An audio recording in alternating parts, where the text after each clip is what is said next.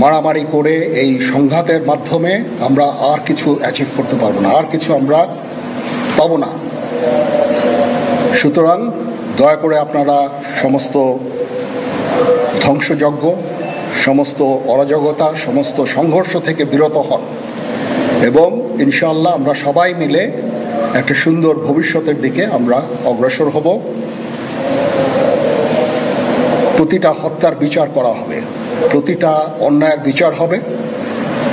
আমরা আজকে সুন্দরভাবে কথা বলেছি, সমস্ত দলের প্রধান দলের নেতারা এখানে উপস্থিত ছিলেন।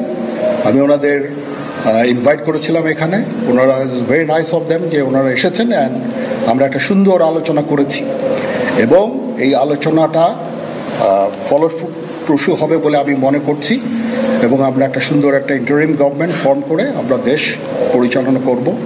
মাননীয় প্রধানমন্ত্রী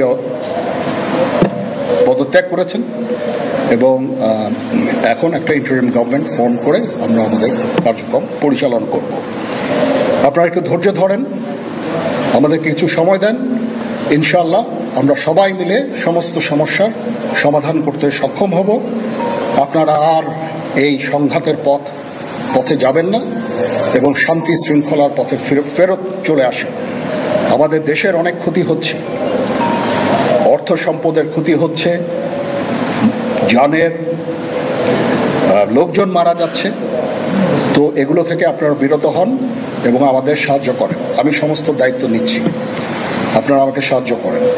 সবাইকে ধন্যবাদ। আল্লাহ হাফিজ।